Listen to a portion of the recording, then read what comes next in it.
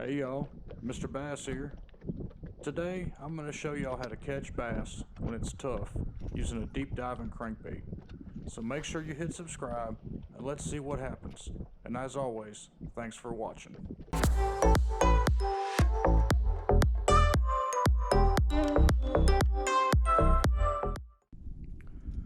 There's not a whole lot of rocket science behind fishing a crankbait.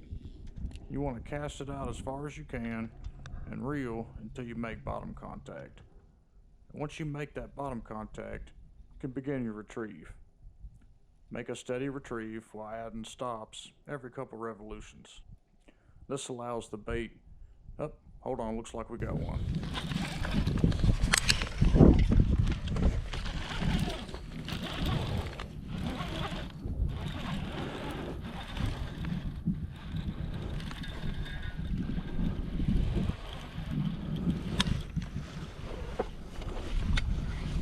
Foul hooked him.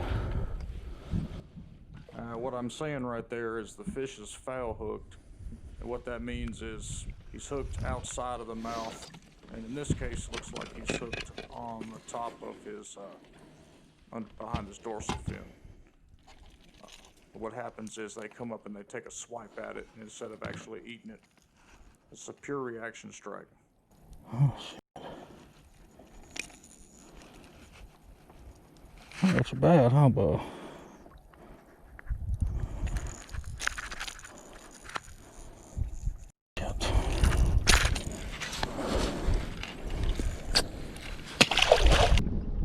Alright, that's a nice fish.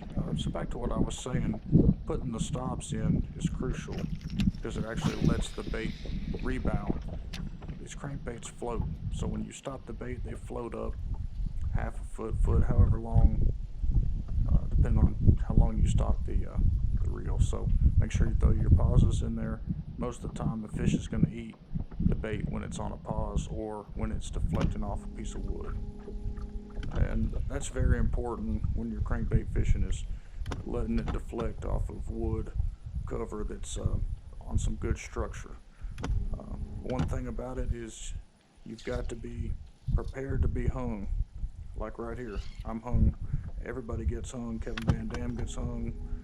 It's just something that you have to accept when you're crankbait fishing.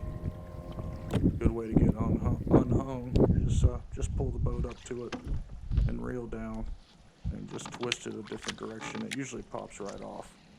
It's very important to check your line. Make sure you don't have to retie. If there's any nicks, any burrs, anything, go ahead and retie. It's not worth losing a big fish over. And that's the basics of fishing a crankbait. You just want to make sure that you're fishing it around the area that it's got some kind of cover to deflect off of. It is a reaction strike bait, so you're going to be deploying this bait when it's tough. As you see, it's bluebird skies, and I just needed them to react. I didn't care if they were feeding, just wanted them to swipe at the bait and catch a couple fish. So it's the mid-fall, it's mid-November, and the water temp's about 58 degrees. The fish were showing on the bottom, so we just went ahead and got them. All these fish are caught within an hour of each other. So don't be afraid to throw the crankbait. Go ahead and get out there and see what you can come up with.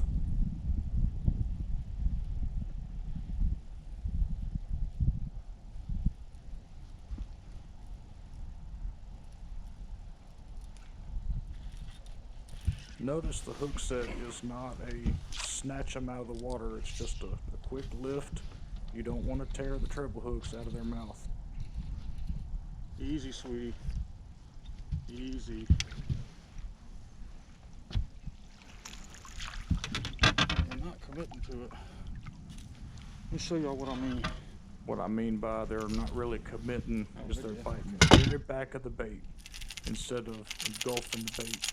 And that's just typical bluebird skies. They're just reacting to this bait. They're not actually striking at it to eat the bait.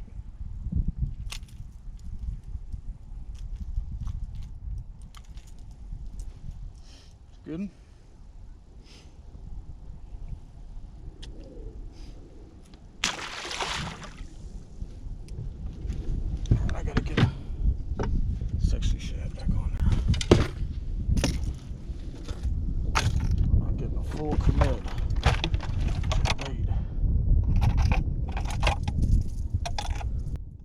talking about a full commit, sometimes after I catch 2 or 3 fish, I will start changing colors out and seeing if it's actually the color that's making them not engulf the bait. And that's where using a crankbait snap really comes in handy. You can actually change colors every cast if you wanted to with the crankbait snap, instead of having to keep retying over and over and over, wasting all that expensive line, such and such. Speaking of line, the line that I'm using is the new Rapala Advanced Fluorocarbon. This is 17-pound test. And the reason I'm fishing it so heavy is there's actually a really big bass in this pond, and I'm fishing around a lot of wood, so that helps with the abrasion resistance. Is a little bit bigger pound test. So it's kind of important to have the right stuff when you're fishing crankbait. You want to have the right line. Fluorocarbon line is the best to have. It's invisible in the water, and it'll allow you to get a little more depth out of your baits. I'm also throwing a moderate action rod, and the moderate action kind of acts as a shock absorber. So that when a big fish is on there and he goes to surge, that rod is actually going to absorb a lot of the shock.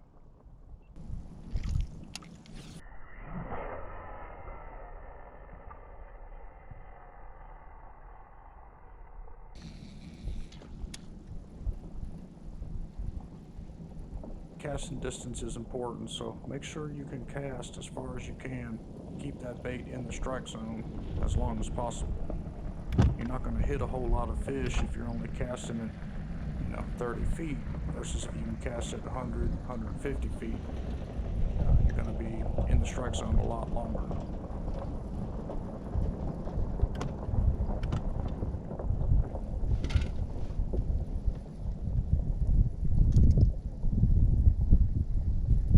Another factor that I don't overlook is the way the current is. If you notice, I've got the boat pointed into the current. I'm throwing up into it, and I'm working the bait with the current. It just makes the crankbait look as natural as possible.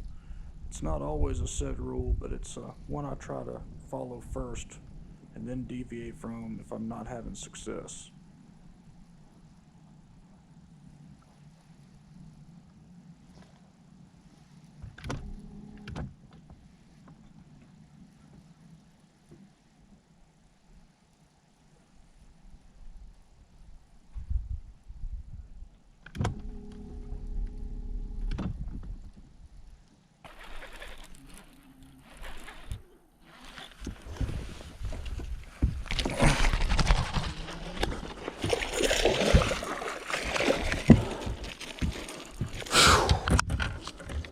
Damn.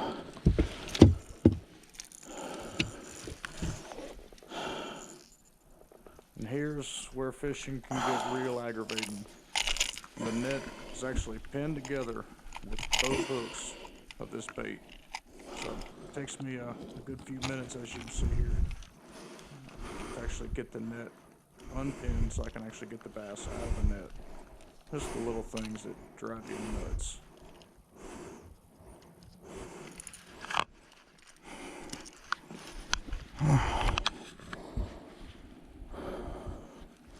They're good. So that's it, guys. I hope you learned something from this. It's pretty easy. Just use the crankbait, hit the bottom, throw your stops in, and go catch some fish. But when it gets tough, don't be afraid to deploy the crankbait. Thanks for watching.